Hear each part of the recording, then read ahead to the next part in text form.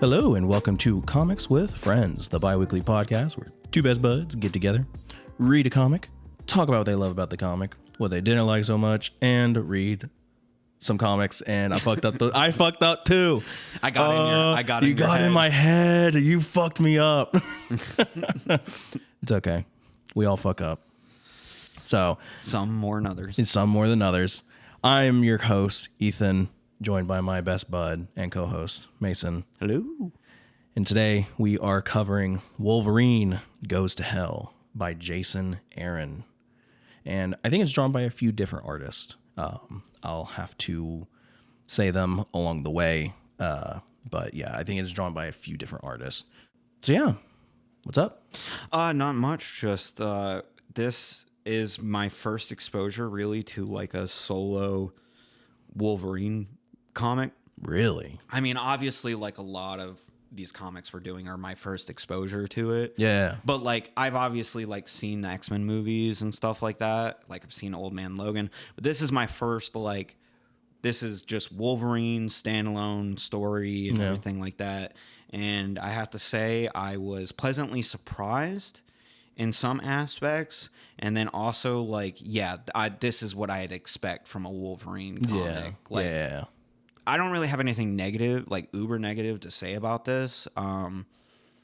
There is some stuff that I wasn't necessarily like stoked about, like that I was kind of like, I guess that's an interesting choice. Like I can see what you're doing there. Yeah. I thought this story was fun. It wasn't the greatest Wolverine story. There's other Wolverine stories I've read that I like a lot more. Mm-hmm. It was very difficult picking a Wolverine episode for us to cover because we are covering this because there is a Deadpool Wolverine movie coming out this month. We'll also be releasing a Deadpool. Yeah, I think the Deadpool will come out first. Yeah. Okay. So I wanted to pick something that was distinctly Wolverine, but also had, you know, a name behind it that I was like, okay, yeah, I might check that out, and Mason might like that. So when I saw Jason Aaron, I was like, oh, okay, cool. I liked some of Jason Aaron's work. He worked on a Doctor Strange run where it was basically like what would happen if magic went away. And I was like, oh, okay, I like that. So we'll check this out. Wolverine's one of those characters where like he's so popular and there's so much Wolverine content that like it's really hard to find a place to start. Yeah. Because we were going to cover Weapon X. But there's a whole lot just for that. Well, you technically don't need to know anything about Wolverine because it's the story of how he got the adamantium. Right. The thing is that Wolverine's not really the main character of that. And so I was like, okay, well, Wolverine's not the main character, so I don't know how Mason's really going to like that. And then I was like, well, what about X-Men? And I was like, okay, we could do an X-Men story. The issue with X-Men is that there's so much X-Men and there's so many characters that like even Wolverine-focused stories don't, like Wolverine's the main character of the storyline. But like you also have like Cyclops, Psylocke, Rogue, Jubilee. You have like all these other characters that are just playing a huge role in his story. And, you know, that's just the caveat of being in a shared universe, especially being a character who's a part of a team like the X-Men. Which has a unending roster. Yeah, like it's like, hey, for this story, we need someone with a power that can do this. Here's a new X-Men. Here's like 15 X-Men that I could just tell you their names. And you'd be like, yep, that's an X-Men. Yeah. I mean, like you literally have, what's his name? Forget-Me-Not. He's an X-Men. Yeah. I almost forgot his name, which is apropos. Yeah. But that's kind of the cool thing about Wolverine, but also kind of the downside is that he's a character that's so mired in continuity that you can't just really pick up a Wolverine book and know exactly who he is and what's going on. He's very like a pivotal like X-Men character. Yeah. And so whatever's going on in his book is normally the offshoot or the result of whatever happened in a X-Men book. Yeah. I feel like that kind of happens in here, a little bit, especially with the roster of X-Men. I mean, I wouldn't obviously know really much of any of that, but like I'll give it from my perspective. From what from someone who hasn't really read X-Men or I Wolverine. haven't read fucking any X-Men. Yeah, like okay. my only exposure to X-Men is the movies and fucking my favorite version of X-Men, The TV show, which is X-Men Evolution. Oh yeah, the early 2000s. Yeah, Yes, that show is so good. That's my favorite. I want that show to come back. I do too. Like like the TV media is what I'm used to as far as X-Men. Right. So I've never read X-Men comic ever. And that's fine. I don't think you need to really understand the characters. Yeah, I think X-Men, the 90s show and Evolution do a really good job with those characters. Like, if you've consumed some kind of like media of it, you get the basics. But like coming into this, never reading an X-Men comic before, I didn't feel super lost. Okay, yeah. You didn't feel like disoriented. Yeah, like there was definitely times where I was like, who's this? Yeah. But then I got between like our talks and stuff, like I kind of like used context clues to like put stuff together. Like, yeah. But no, I guess I can understand what you're saying. Where it's like because you've consumed enough outside media, the stuff that happens in here doesn't throw you off as much. Yeah, I mean, it takes a little bit of like adjusting to being like, okay, who's this? Okay, they're not giving me much detail on this person, so they're not super relevant. Mm-hmm. It's more like a nod. Like what's his name? Omega, I think is his name. Omega Red or something. Oh yes, Omega Red. Yeah. Like I've never really like. I think he's a 90s character. Yeah, I was gonna say I think growing up I saw like an action figure of him once. So like that's the only reason I'm like, okay, this is relevant to X-Men. He was introduced towards the beginning of the Jim Lee X-Men run. Okay. The big X-Men. But yeah, like if you and it's hard not to have at least consumed some X-Men media. Yeah. Unless you're like maybe like super young teenager, or you just have no interest in comics. Or but even then that's nerd difficult. Culture, like even then that's difficult because Wolverine's one of those characters that like, dude, he like I know like my father-in-law doesn't read comics and he knows his favorite hero is Wolverine. I mean, fucking there's 3 heroes that come to mind that had fucking popsicles. You know what I mean? Wolverine, like, Hulk, and Spider-Man. Yep. They had popsicles. And they're the 3 most popular Marvel characters. Exactly. So, like, everyone at least knows Wolverine to an extent, but... Yeah, I completely agree. Yeah, but bottom line, for someone who has zero comic knowledge of the X-Men, really... Didn't really bother you. I didn't feel lost. Okay, that's like, fair. I could follow the story. That's fair. Were there characters that were introduced that I was like... Who the fuck is this? Who's this? Yeah, because there are a lot of characters in this. Yeah. Surprisingly. I mean, we'll get into it, but there's plot reasons for that, obviously. Yep. But it's like, I may not know who this is, but it's not necessarily like, it doesn't make the story unfollowable. Mm-hmm. It's like, you kind of have to, for someone like me who is reading this as like their first X-Men Wolverine comic, you just kind of take it at face value. Yeah, I feel like that's all you can really do. Yeah, so like if you're able to do that, you shouldn't have a problem whatsoever following this book. Yeah, but no, I completely agree with that statement. Yeah. But if you are more advanced, as I in the X-Men comics, then you will definitely probably get more value. Yeah, out of you'll get more value. You'll see the nods and everything like that, which is typical for comic books. I feel like right. So I feel like with that we can kind of just jump right into the story.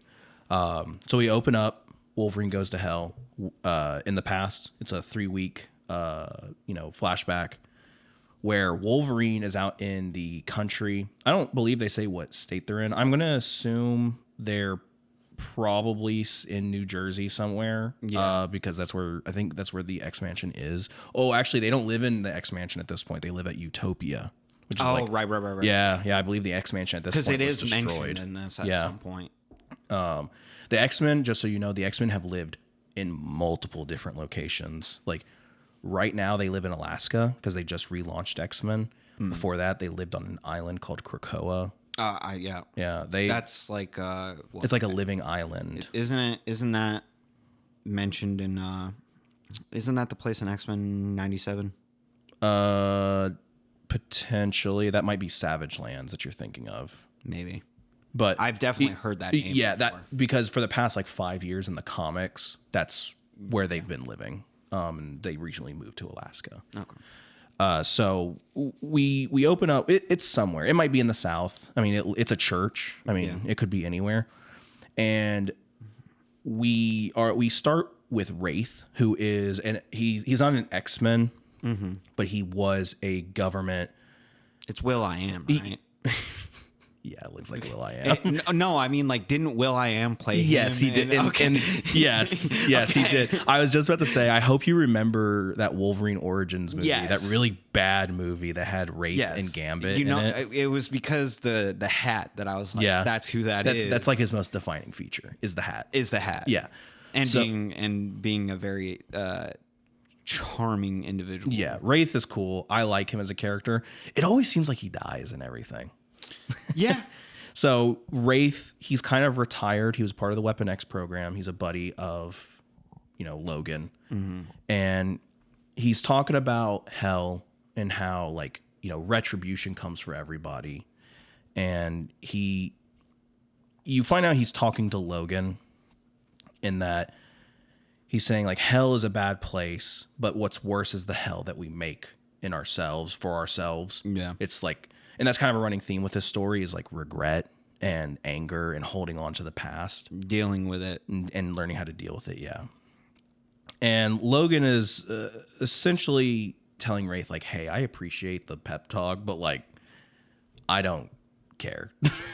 Yeah. Or I don't think it's more that he doesn't care. It's more of Logan he's like shut down from it. He's doing I wouldn't say, well, kind of the usual where he's like, I've done too much bad to ever like forgive myself for it. Right. Like there's no kinds of like getting past it. It's like, I am an evil person. I will continue to always be an evil person.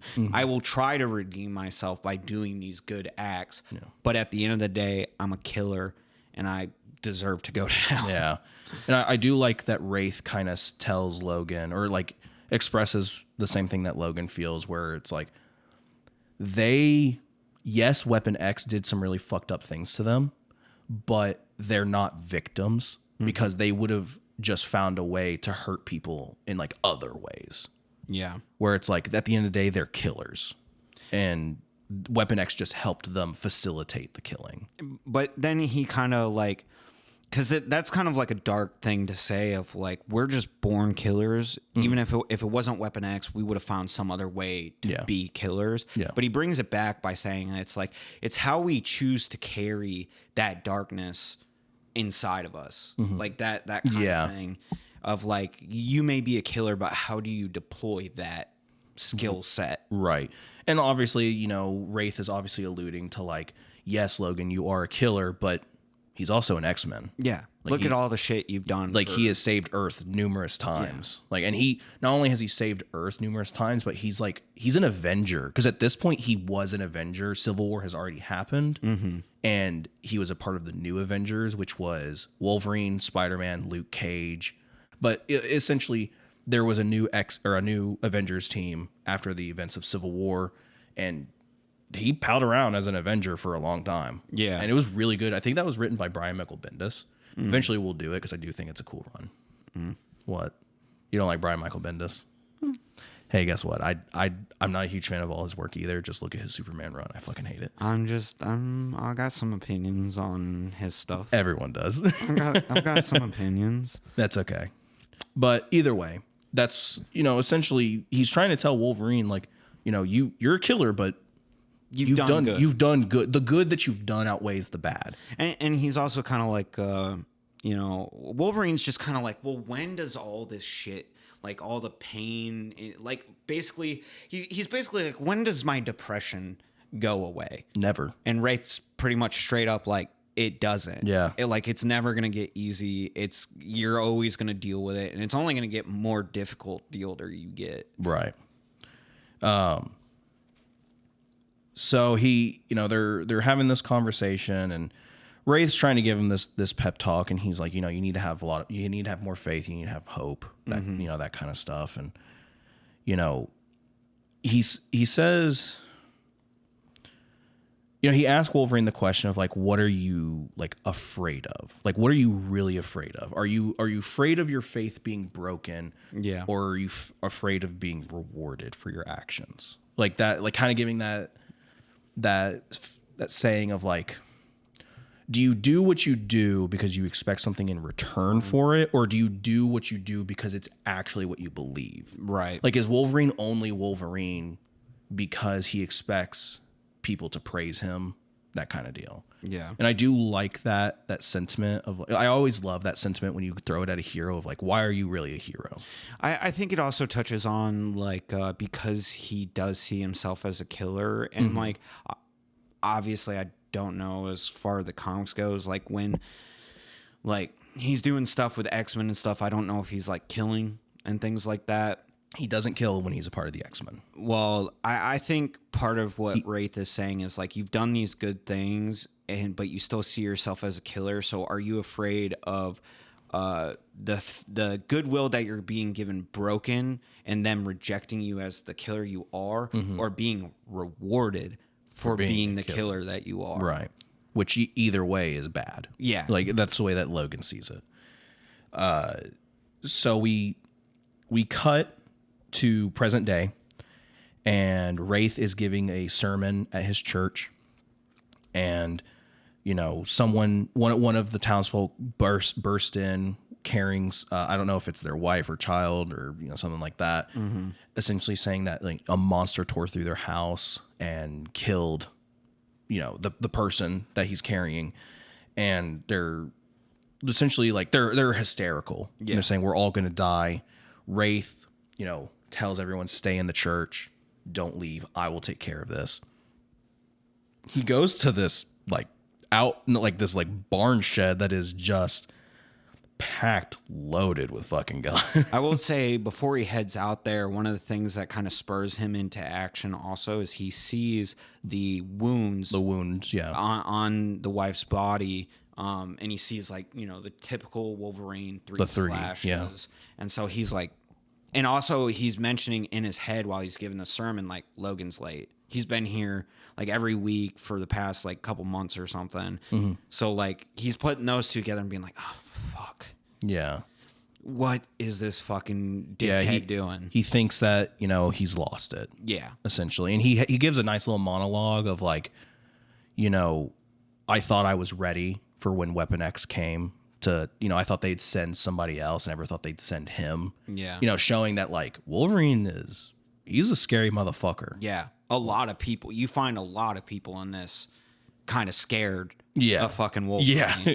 And they make a few statements in this of like, Wolverine is the strongest X-Men out of all of us. And I'm like, that's a wild statement when you have characters like Jean Grey, Emma Frost, Storm. Especially when you get out of the Hell part.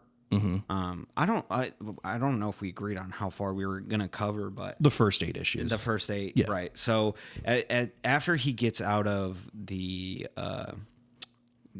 whole hell, the actual hell, the actual hell situation, Cyclops is literally like, so you're telling me one of the most dangerous individuals on the planet is possessed? Like, yeah. And you didn't tell me? Yeah. Like, what the fuck? So, spoiler alert, Wraith gets, fucked up by this cloaked individual in the woods. And the cloaked individual approaches the church that the people are in, throws up something on the steps, and lights it on fire with his mind. Wraith is freaking out, like, you stop, like, let them go, like they didn't do anything to you. And you just hear this snick, snick, snick, snick, snick, like he's getting stabbed repeatedly. And he's like, oh my God, like that can't be you. Yeah. And it shows Wolverine, and he's like, you're right, it's not me. And you can tell it's not Wolverine because the speech bubbles are different. They're like yellow and red instead of the classic black and white. And it's a really cool image of like a cloaked Wolverine. Yeah, and he definitely looks kind of fucked up. Yeah. Like you can tell it's not normal. It's not a normal Wolverine. Yeah, like his eyes are all white. Yeah. I almost in my head, I almost imagine like it's Wolverine, it's Logan's voice, but then you hear another voice behind it. Like kind of that echoey. Yeah. Like, yeah. No, I could definitely see that. Yeah. So we cut to the San Francisco Post, where Wolverine's girlfriend, I forget her name, starts with an M. Is it Maletti? I don't remember. They say it eventually. His girlfriend at the time. Yeah. Wolverine has had many girlfriends. As I found out reading this. Yeah, he has had a lot of girlfriends. I found out that through reading this that Wolverine's kind of a whore. Oh yeah. Yeah, he's been married multiple times. He's had multiple girlfriends. I mean, he's banged Mystique, which that must be weird for Kurt. Since him and Kurt are like best friends. Yeah. Yeah, that's true. Melita, that's her name. Melita. It says it literally right She's when they like introduce her. Normal human being. Yeah, she's like a news reporter. Yeah. She's like a Lois Lane type character. Which is hilarious. And she's just typing up this story, and then randomly, this fucking security guard has a tribal dagger buried in his fucking forehead and falls out of this elevator that opens up. And that's when we are introduced to the mongrels. Yeah, I had no idea who these people were. These are like, dude, these are like D. No, I can't even say D list. Like, these are like E or F list villains. That's what I figured. Because the fact that I had no fucking clue who they were, and they had some of the like lamest designs for villains, and like their powers are like super fucking off the cuff. Like, like someone came up with them being like dumb drunk. Yeah. Like, wouldn't it be cool? Right. Yeah. These guys, they're not really important. They're enforcers for a group known as the Red Right Hand. And we get introduced to the Red Right Hand in this. They were founded by somebody named the Founder.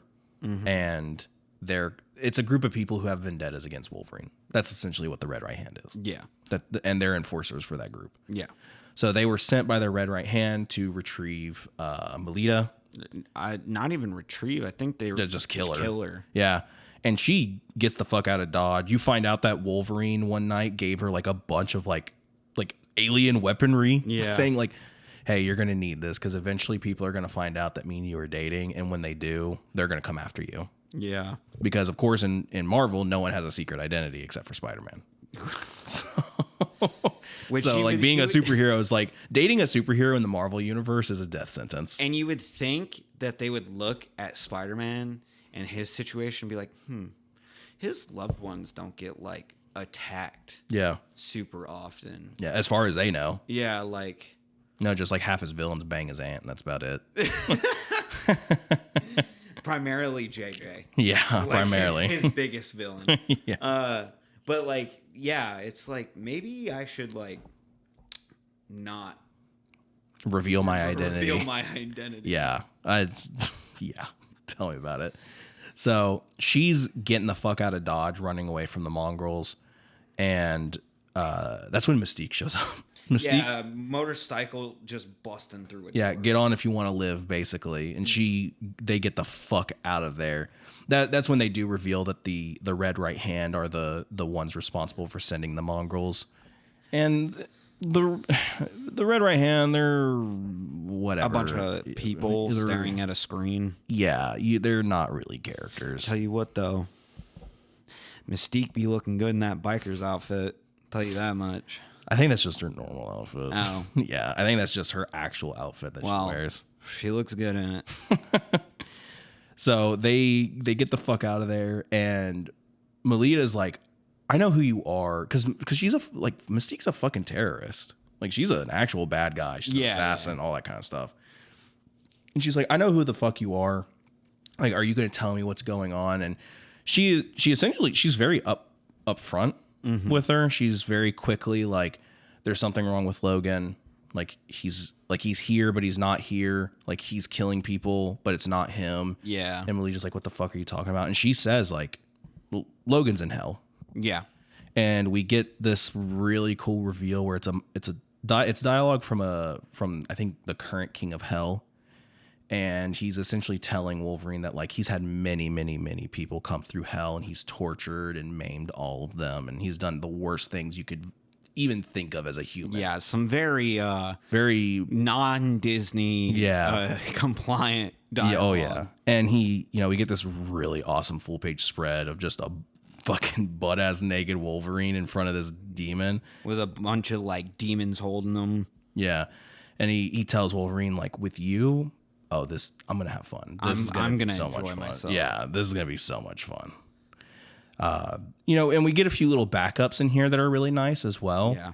Where we get a story of the Silver Samurai. It's called The Last Stand of the Silver Samurai. And it's just a little short story showing how, he dies. Yeah. And that does come into play later. But it's not a huge story. That's one thing that I noticed, because at first I was like, okay, what the hell are like these after the actual comic like issue ends? I'm like, okay, are these relevant? Like I read them anyway. And I was like, are these relevant or not?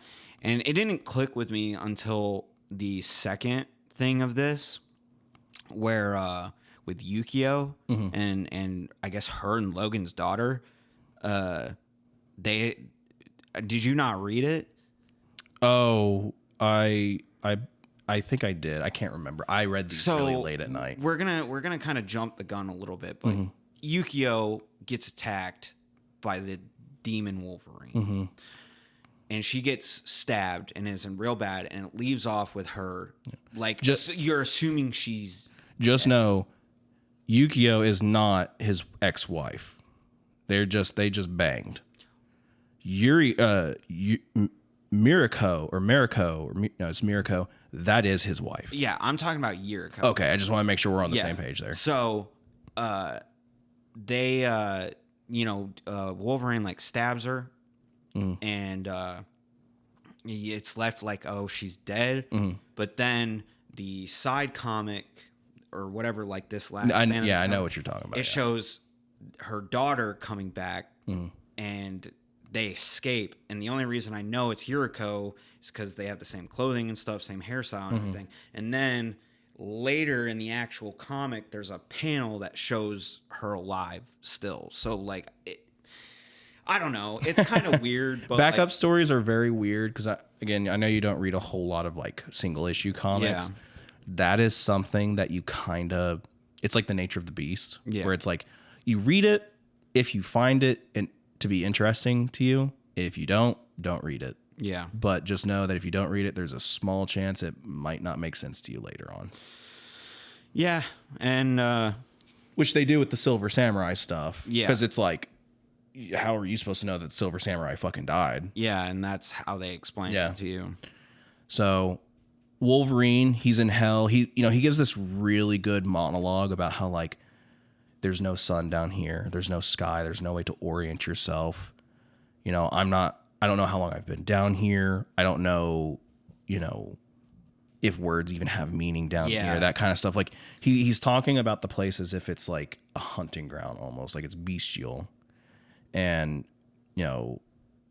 he's like, I've got what looks like flesh on me, but I have no heartbeat. I feel no hunger. Yeah. Like I don't have no air in my lungs. Yeah, no air in my lungs, but he says pain. I still feel that. Yeah. This kind of part of this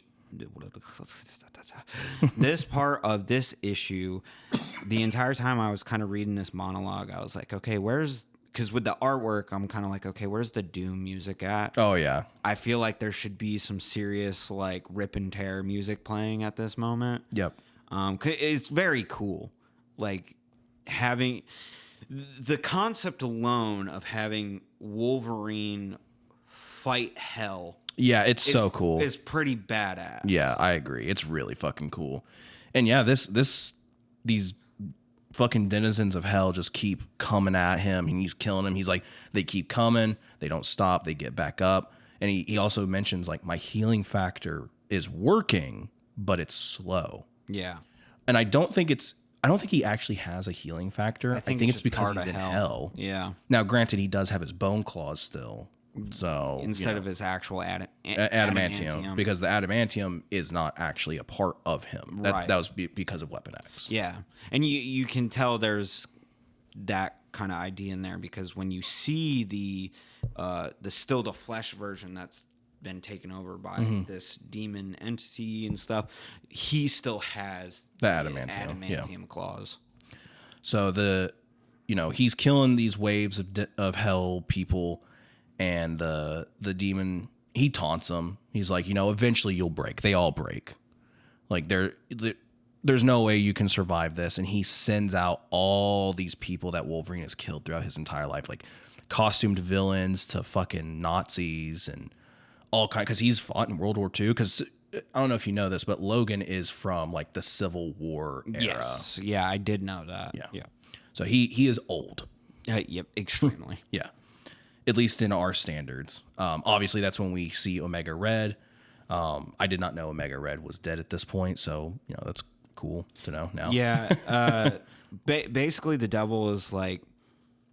At first, he was just fighting like you said, kind of like denizens of hell, like But then he's basically like, "Do you want to keep going? Yeah. Like, do you want to see more?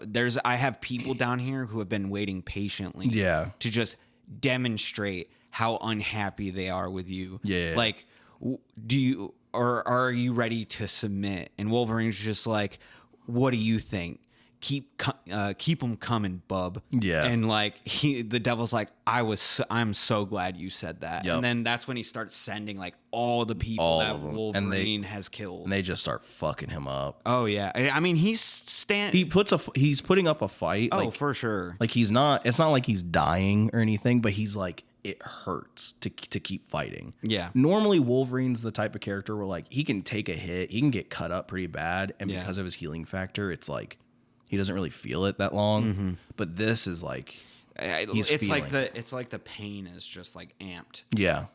And he's also kind of like there's faces down here that I don't remember. Yeah. Like I'm sure he's killed so much. Yeah, I'm sure I've killed them, but I just don't remember their face. It all blurs together. And then he's like, there's others that are too familiar. And that's when they start kind of showing like Omega Red, like some more like actual characters you might know. Rather than kind of like faceless, nameless, like enemy A, enemy B. Mm-hmm. But it's a really cool scene. And I think it's capped off really nicely too, where the demon starts talking to him. He's like, "You think you know pain, but like you know nothing of it.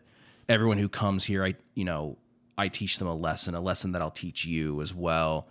And he says, these people that you've killed, they've come from all different eras and all different walks of life, but I did the same thing to them that I'm going to do to you. And it's, the thing that I teach them, or the thing that I do to them, is I break them. And it's this huge panel of this demon holding Sabretooth.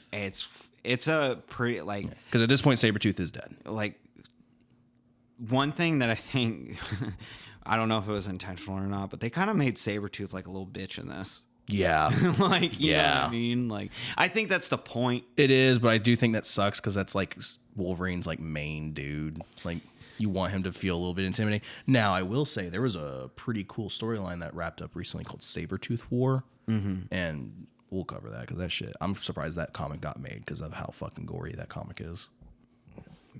Yeah, we'll cover it. We'll cover it. We will. But there's a little bit of context we need to cover it. But a really cool full panel. I actually really liked that. Yeah. Then we kind of jump back to the material realm. Yeah, with real things, with the Mystique and Melita. Mm-hmm. And I believe this is where Mystique kind of reveals like, this was my fault. Like I helped send Wolverine to hell. Kind of deal. Yeah. And Melita's like, Logan gave me a phone with numbers in it, and he told me that if anything ever happened to give them a call. And Mystique's like, if you call the X-Men, I'm out. I'm not doing this. Like, we don't work together. And she's like, I'm not calling the fucking X-Men. And that's when she calls Yukio. Mm-hmm. Which this interaction to me was kind of funny. Where it's like, oh, you're the girl that he stopped sleeping with me for. Yeah. Like, it's like, we were friends with benefits, and now you took that from me. And she's basically calling Melita kind of like a little bitch, because he's like, Logan has a problem falling for helpless women. I tried to save him from that. Yeah. And she was like, don't worry, I'll helpless help you. American female. I'll help you. Yeah.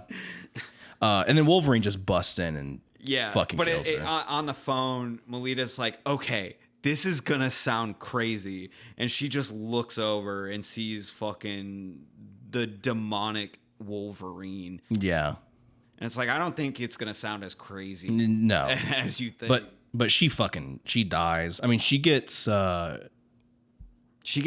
This is what I'm talking about. Yeah. Like, it seemed like she got killed, but then whenever we get she doesn't die. Yeah. Then whenever we get to the like backup bonus story, it's like of that situation. Yeah. So she gets stabbed. The demon tells Melita like, oh, Yukio is dead. And I like this line because she's like, is that you, Logan? And the demon replies, not anymore. That's why I was like, man, I imagine it's Logan's voice, but with like the echo. Yeah. And Mystique is essentially like, I told you this was going to happen, so we need to just wait. And Melita's like, what are we waiting for? And Mystique's like, them. And that's when they show the Ghost Riders. Yeah. I knew. You knew Ghost Rider was going to show up. I was like, it's got to do with hell and stuff. It's Marvel. Like, the Ghost Riders are going to show up. Though, they make the Ghost Riders seem like little fucking bitches in this. And it kind of pisses me off. They don't really... Now, because I don't read Ghost Rider, I say I'm a Marvel fan, but I don't read a lot of these characters. Because I don't really read Ghost Rider, I don't know if this is supposed to be Johnny Blaze and Danny Ketch. I have no idea. So I genuinely could not tell you. I mean, because they're so similar in design and like because they don't interact with each other. I think the one in the one in the back or the one in the front has like a leather coat and like a white t-shirt. I believe that's supposed to be Danny Ketch because his motorcycle looks closer to the design of Danny Ketch's motorcycle. Right. While the one in the back looks more like the classic Ghost Rider. So I think the one in the back is Johnny Blaze. Well, either way, they make them kind of look pathetic. And they don't. Sucks. They really don't do a whole lot. And which just sucks because they are strong characters. Yeah. And I do think it sucks because like Johnny Blaze and Wolverine are friends. Yeah. Like they have history together. I mean, we had our Ghost Rider episode where they teamed up. They teamed up for part of an issue. Yeah. And Logan was like saved his life. Yeah, I'm not giving up on you. Yeah. Like you're a good man. So it would have been kind of cool to see that come a little full circle. Yeah. But I mean, I guess they're helping him, but they get like ragdolled like almost immediately. Yeah. And then you have this John Constantine knockoff. Yeah, I already forgot his name. It's like Firestrom or something like something. They say it like towards the end because the whole time I was like, I really hope they say this guy's name. He's something The Exorcist. Yeah, and he's obviously like a Ghost Rider character. Yeah. Like, because I've never seen him anywhere else before. I didn't even know this character exists. I literally had to go like, oh, John, like from John Constantine. And then you were like, oh, wait, that's not the same character. I was like, oh, wait, this is Marvel, not DC. Yeah. Oops. So Wolverine, he's getting put through the ringer. And it is funny because the demon says, you ready to scream for me now, bub? It is pretty cool that the demon like taunts him and uses his own lingo against him. And Wolverine's like, keep it up. Yeah. I'm not stopping. I'm not giving in. And Wolverine, or the demon's like, I know a way to make you scream. Like he keeps on talking about how like you don't care about the pain. The pain doesn't bother you. But he's like, bring her out. Send her out. Send Miriko. And Wolverine is like, oh, you fucking bitch. And he's begging her not to do this. Yeah. And she's apologizing. She doesn't have a choice. Mm-hmm. And she's like, just give in to him. And, Wolverine screams out, cries in pain. And then we see a couple shadowed individuals talking about Logan and talking about, what are we going to do if this continues and he can't hold out? And one of the taller of the two shadowed figures is like, we wait for the right moment, essentially. Yeah. And the shorter one's like, I don't have time for this. I need to go help Logan. Yeah. And that's when they revealed that it's Puck. Yep. Now, I don't know if you know who Puck is, but he is from a team called Alpha Flight.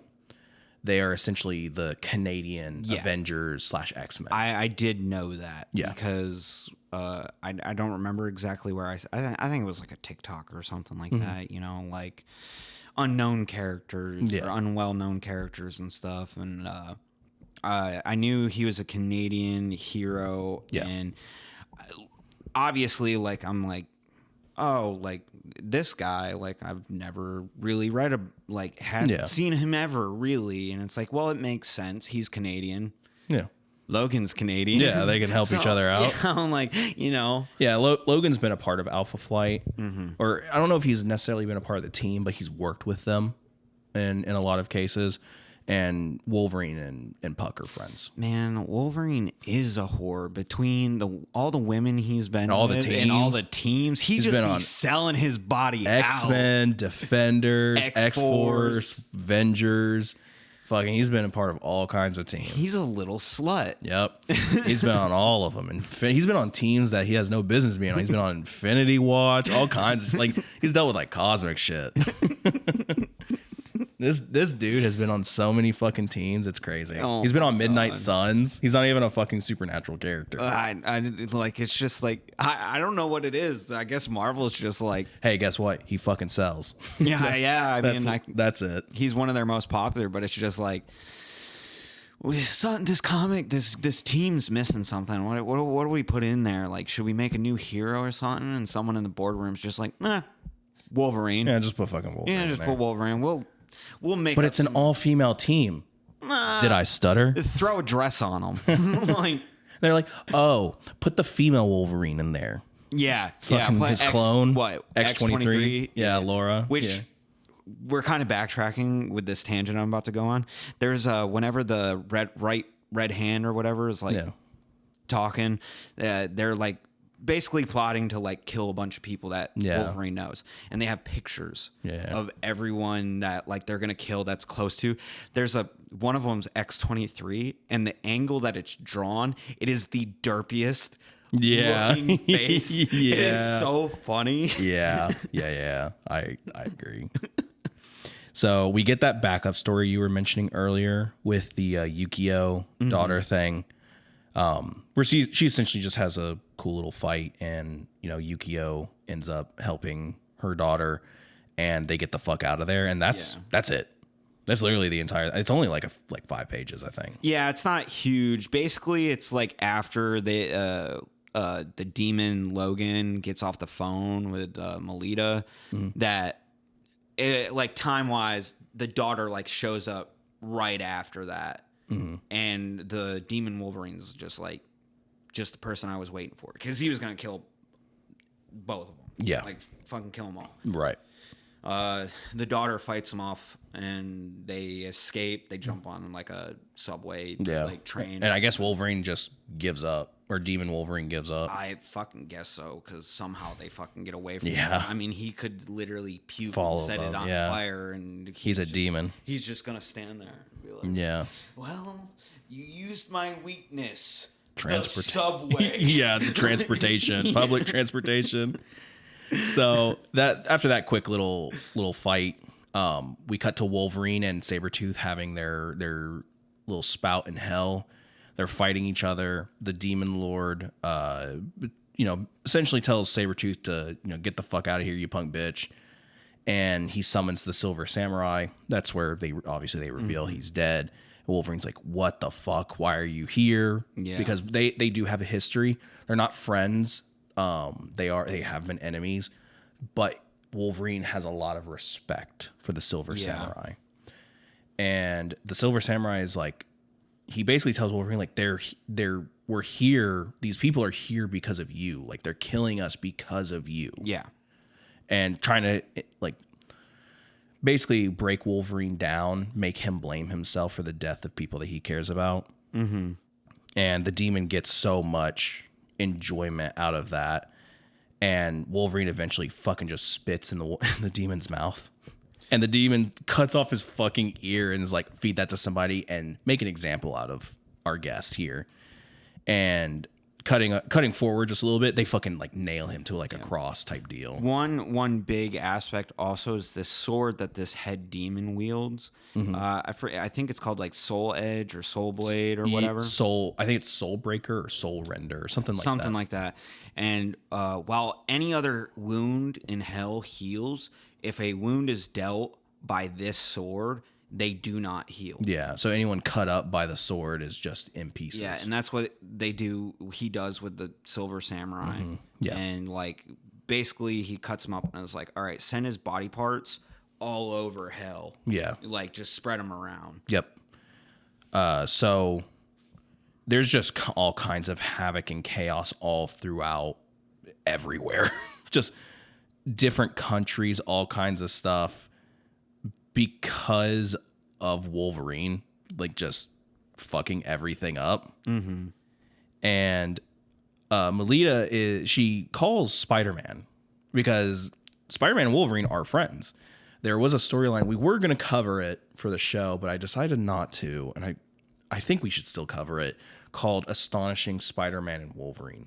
And it's a storyline where they get sent back through time into the past to like pre-Croatoan age, like that kind of stuff, where like fucking Wolverine like becomes the like leader of a bunch of cavemen, and he teaches them how to like brew beer and stuff because he really wants a beer, and it's pretty funny, and it's a good storyline. I think we should read it at some point. It's only like 6 issues. I think for the most part we should cover as much as we can. Oh yeah, I agree.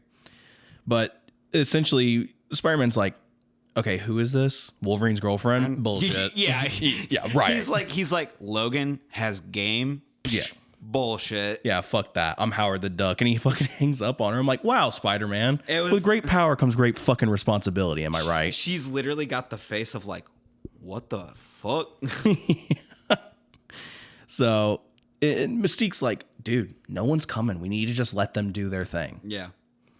And the Supernatural squad is like, so where did all this happen? And Mystique's like, I lured him into a truck. Yeah. She's like, I candied him. I offered him a piece of candy. Yeah.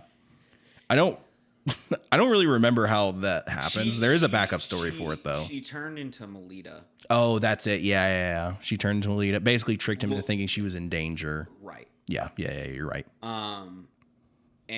But she's basically like, look, yes, did I set him up? I did, and trust me, I have my reasons, and he deserves whatever he's going through. Right, but, he deserves to be in hell. That's what she says. But things are being taken a little too far. Yeah, because other people are now getting hurt. Yeah, she wanted Wolverine to suffer, but she didn't want all these other people to die. Right. Because if they keep eliminating people that is in Logan's life, like friends and family and stuff, eventually Kurt's going to be involved. Yeah. But that's just me spitball. I don't know if in this Kurt... Well, at this point, Kurt's dead. Oh, is he? Yeah, he's dead. Okay. Now, there are people like Rogue. Rogue is Mystique's daughter, adopted daughter. Right. And Rogue didn't do anything wrong. So, like, because she knows Wolverine, there's a chance she's in right. danger. Like, but you get my point. No, yeah, I completely get your point. Yeah, at this point, Kurt is dead, which comes into play later in this story. Right. My boy. Yeah, which I guess... My favorite X-Men. Which I guess will make more sense to you now, why he's in this. A little bit. Yeah. I thought he just joined, like... Somehow. Some spiritual, like... Because he is a spiritual person. Yeah. I thought he was like, you know what? I'm going to, like, join the Angel Squad or something like that. And I'm like, I believe it. You know? Like, it's not far-fetched. Yeah. So... essentially, this John Constantine dude is asking Melita, like, hey, what we're about to do is like probably one of the most dangerous things that any mortal being can possibly attempt. So you need to ask yourself the real question of like, are you willing to die for this man? Yeah. Like, do you love him? And she's like, well, we haven't exactly like. And he's like, there's no like wishy-washy bullshit. Like, are you okay with dying if this goes wrong? Yeah. And that's where we see Logan is like he's fucking pinned up, Yeah. On a crucifix type. I don't know what these things are actually called. They're but, the X's. They're Yeah. Yeah. And he's been crucified on it though. Mm-hmm. And Puck essentially like he sneaks up to Wolverine and he tells him like, you can't give up. You have to keep going. You have to be strong. He's basically like, just don't break. Yeah. Like there's a plan in place. Just don't break. And he tells him that every time you defy this Lord of Hell, the other demons become restless. They see the weakness. He's basically like, it's like all these demons are just vying for the top dog position. Mm-hmm. And every time you defy him, it shows that he isn't as all powerful as he claims to be. Right. So Wolverine, he breaks the fuck out and he starts whooping on some demon ass. And, people are fucking cheering him on. And this gets the attention of the demon lord that's currently ruling. And when we cut back to, the material world, Melita made her choice. She's ready to do this. She believes that Logan's a good man and needs to be saved. The demon-possessed Logan has made it to Utopia. Mm-hmm. And he portals there. So I guess that explains how he's able to get places around. So fast. Which, again, why he couldn't chase Yukio. I guess that's true, yeah. He just portaled. Yeah, I guess that is true. Why couldn't he have done... That's a little inconsistent. Yeah, so Rogue and I don't know who the fuck this other character is. I can't tell if it's like Moira McTaggart or if it's like Rachel Summers. I can't tell. Like she's just a redhead, and there's so many redheads in the X-Men. Like I can't fucking tell who it's supposed to be. But Rogue says hi to him. He ignores her, and they're like, "What the fuck?" He finds Logan's room. That sign on the door is hilarious. Yeah. I love that Logan's room is like a mattress on the floor, some boxes, and some like unclean dishes. Like, he is such he's like a Twitch streamer. He lives in like pure slop. It's the stereotype of what a single like 20-year-old with his own place looks like. Yeah, like Logan, like he needs a woman's touch. Let's be honest. Well, technically he does, but he's still got a room like this. Yeah, so I guess that's true. I think this is a deeply ingrained problem. Yeah. That's when Kitty Pryde shows up and she's like, "Hey, yo, what the fuck? You got a minute? Like, can we talk?" And, Logan looks at her and she's like, "Why are you looking at me so weird? Like, I might be wearing a spacesuit, but what the fuck?" I think Utopia's on the moon. Yeah, that's what I'm thinking. Yeah, if I remember correctly, Utopia is on the moon. And she even comments like, "What's the fuck up with your eyes?" Yeah, she's like, "Your eyes look fucking weird." Yeah. And we kind of get this really cool like back and forth where we see Logan in hell fighting the Demon Lord. And then we see Wolverine, the possessed Wolverine, fighting Kitty in Utopia. Yeah, and we get this really good reveal where the demon possessed Wolverine is about to kill Kitty, and he gets kicked across the room, and he says, "I don't know what's come over you, my friend, but you must fight to regain your senses before someone gets hurt." And it's fucking Colossus just standing towering over, because Logan's a short dude. Yeah, and he's a short king. Yeah, Colossus is fucking tall and built.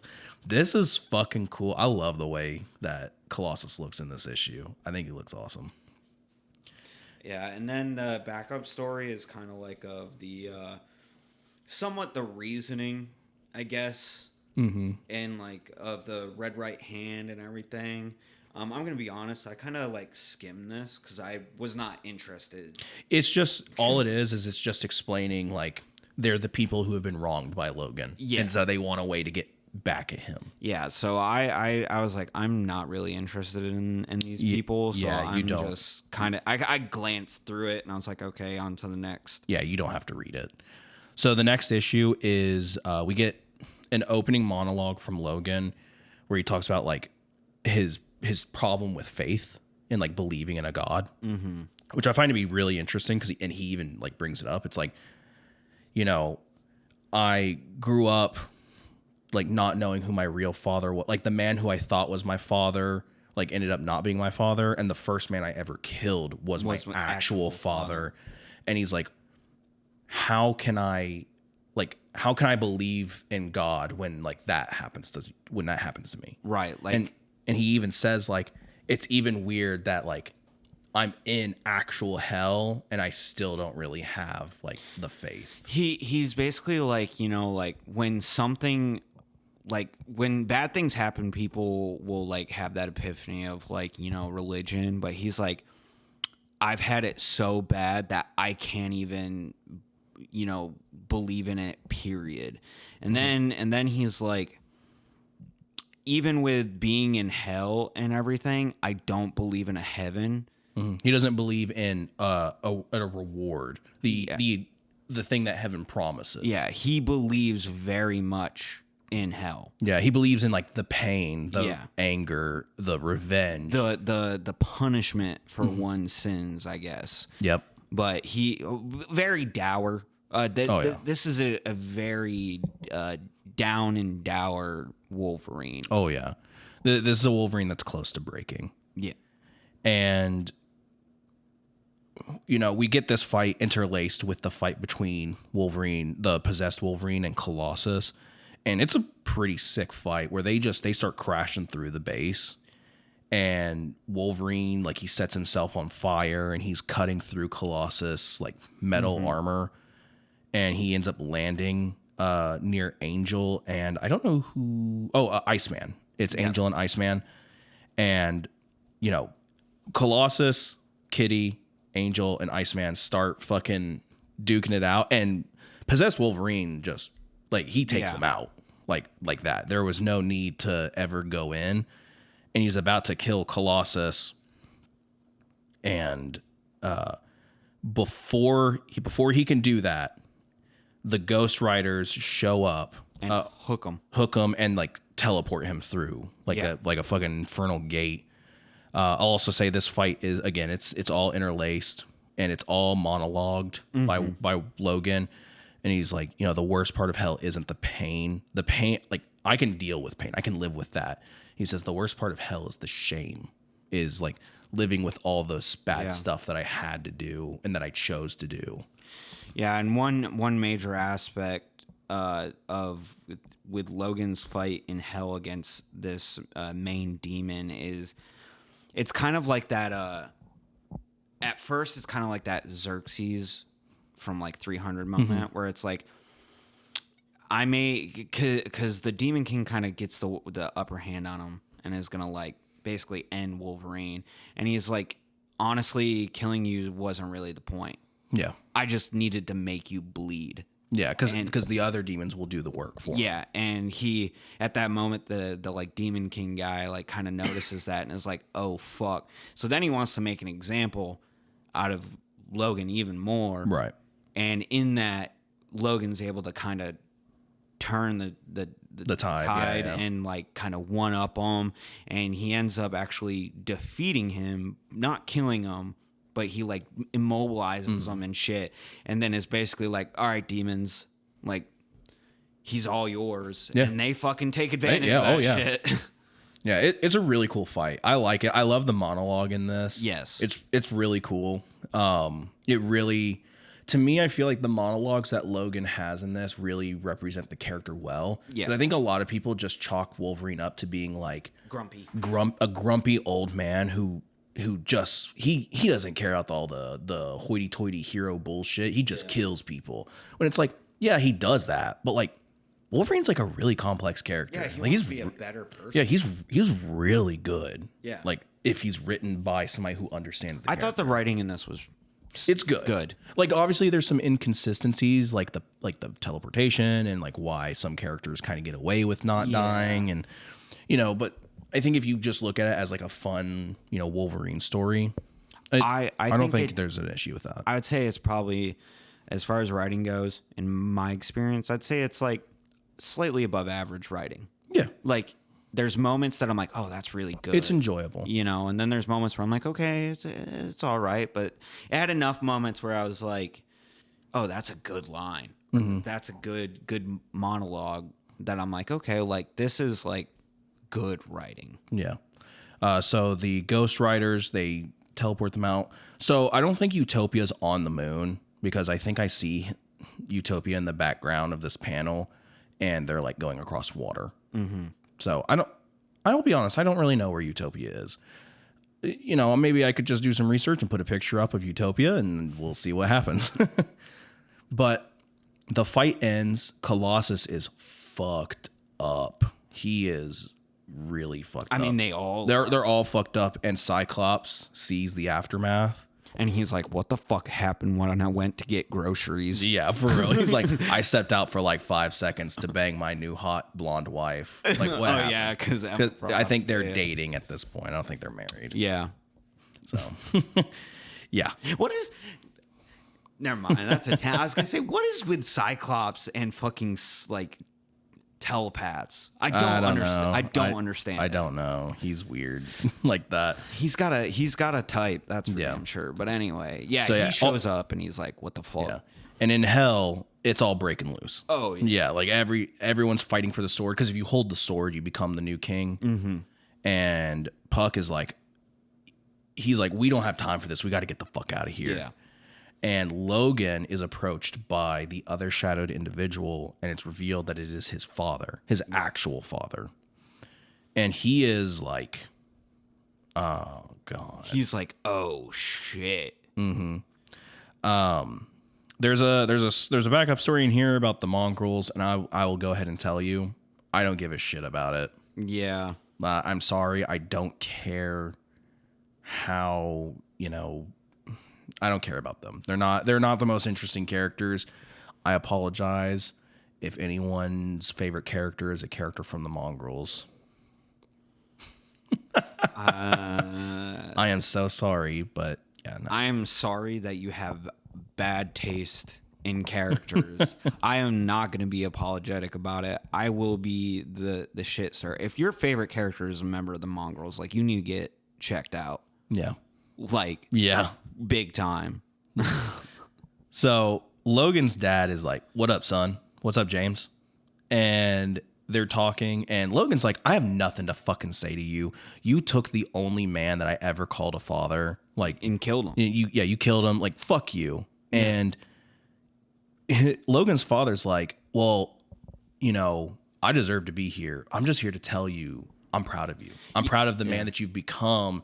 And you've made the Howlett name feared, or not Howlett, but you've made the, our family name a name to be feared everywhere. And the thing is it's also like revealed that the dad's like, I had to kill him because I could see how they're making you soft and everything like that. And I thought I was too late in doing that, but I heard stories from the swaths of people you've killed of how you are and stuff, and I just gotta say, I'm proud of you, son. Yeah, he's so fucked up. It is. And he's got like a twisted kind of like smile on his face. Yeah, like the moment I saw him, I'm like, this guy, he's fucking evil. I don't fucking trust him for a goddamn. And you shouldn't, because he immediately proves you right. Yeah, and Puck even says it when they were like still had his identity revealed. He's like, I don't trust you, and I know for fuck's sake Logan's not going to trust you when he finds out who you are. Right. And it's like, yeah, I don't either. If Puck don't trust you, I don't trust you. Yeah, if the Canadian doesn't trust you, you cannot be trusted. So in the material plane, they're hauling ass to the church, getting Logan's body to exercise it. This is kind of where what you were talking about, where they kind of make the Ghost Riders look like chumps. Yeah. Which makes me kind of feel like it's not a Ghost Rider we actually know. But I don't imagine that there's multiple, like a gajillion Ghost Riders. I don't know. I mean, like, literally, like it's nothing. The demon-possessed Logan, like, literally just rips one of the Ghost Rider's heads off, Yeah. chucks it into Mystique's face, like basically putting them both out of the fight. Yeah. The other Ghost Rider shows up and is like dragging him into the church, throws him in there, but then that's the last we see of like that Ghost Rider. Because then like the exorcism is starting because knockoff Constantine's standing there like, Yeah. my son. Yeah. I don't necessarily like that character, to be honest with you. Right. Like, So- I get his point in being there because they needed a character like that. Maybe if I knew who the character was or anything like that. I feel like you could have just replaced him with like Doctor Strange. Or like Scarlet Witch. Well, I don't know if you could have done Scarlet Witch because I think at this point she might be dead. Oh, well, my thing is like if you used, I think, a more well-known name, it's like the problems that come from them quote unquote exorcising the demon. If you use like Doctor Strange, it's like, well, Doctor Strange is super strong. Like he should have been just outright able to exorcise the demon out rather than Logan having to mentally battle it. I like, guess. kind of thing. I don't know. I just feel like if the power difference between a well-known character and like a side character, you know what I mean? I guess I wouldn't necessarily, because you could always hand wave it away of like, because they even say it's not one demon, it's multiple demons. You could always hand wave that of like, Doctor Strange is like, if this was like 1, 2, 3 demons, I probably could have handled it. Yeah. But this is like dozens of demons. Like I need time to prepare. Like you could always hand wave that shit for me, and I'll be like, yeah, okay, I believe you. Yeah. I don't know. I'm not a fan of the character. I agree. I'm not a huge fan of the character, and it's not even that I really serves a purpose. Yeah, it's not even that I hate the character. It's just like a, I don't know who this is. So like Yeah. I don't care. I don't really have any kind of emotional attachment to it. It's like your Right. purpose is to be the exorcist. like- Therefore, To me, it almost feels like the Ghost Rider stuff was like just shoehorned in. Just because they don't lean into it. That's the reason why it feels shoehorned in. Because they don't lean into the light. Because to me, I feel like what would have been better, because this has happened before in previous Ghost Rider storylines, they should maybe should have had it to where Johnny Blaze is like, I've been to hell before. I know how to get to hell, and have Johnny go into hell and retrieve Logan's soul instead of doing the exorcism. yeah, but would that have made it more a Ghost Rider story than a Wolverine story? No, because you can still focus on Wolverine and just have us periodically check back in with Johnny or Danny, whichever one you choose to use. That's true. I would say Johnny more because they have history. But like, in essentially, you would just cut out all the parts that have the exorcism and just put Johnny and Mystique in it. And they're in hell and they're trying to get to Logan. Yeah, and they could have made it. They have to travel through it. They could have made it like. Obviously, we're not expert comic book writers, so Yeah. take all this with a grain of salt. But like they could have done maybe like, what you're saying, Ghost Rider goes down. It's like, hey, we need to get the possessed Logan body. We need to take it to this certain location because of like its connection to hell or whatever. And then one of us has to go to hell. Yeah, and we need to like trap it in a like a demon trap or something. I need to go to hell, grab Logan's soul, and then bring it back. That kind of thing. Yeah. Yeah, I mean, I don't know. Now, I'm not a professional comic book writer. Yeah, so me like, either. We're kind of talking out our ass, but that's how I would have done it.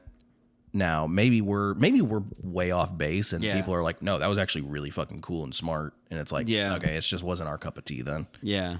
So they're about to start the ritual where, Logan's having this conversation with his dad. Puck is like, hey, Logan, we ain't got time for this, my guy. We need to get the fuck out of here. Fucking get go. going.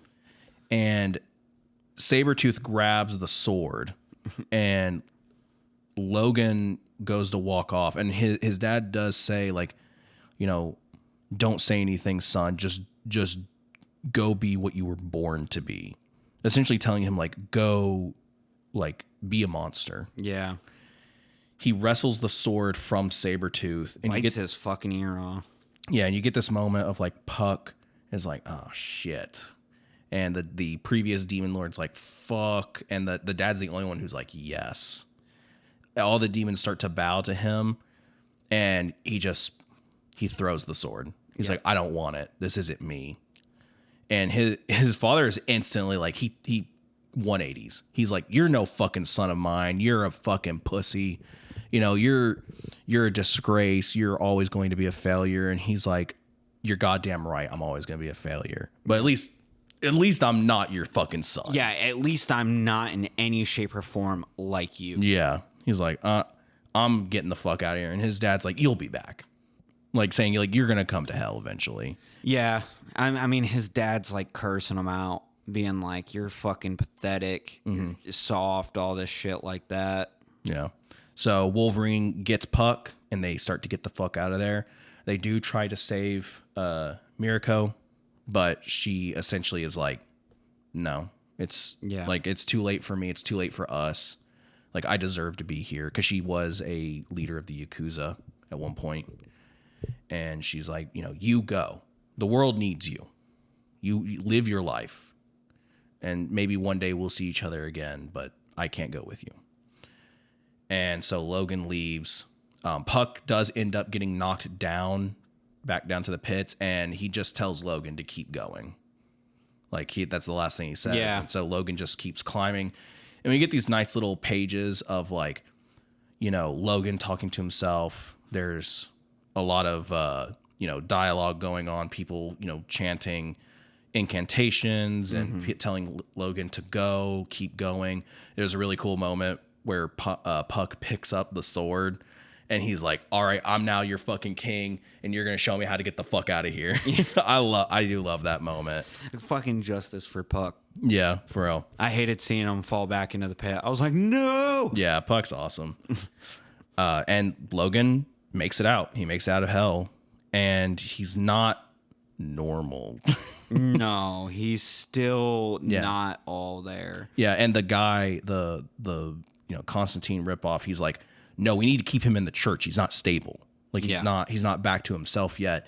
And then Cyclops is like, anybody mind telling me what the hell's going on here?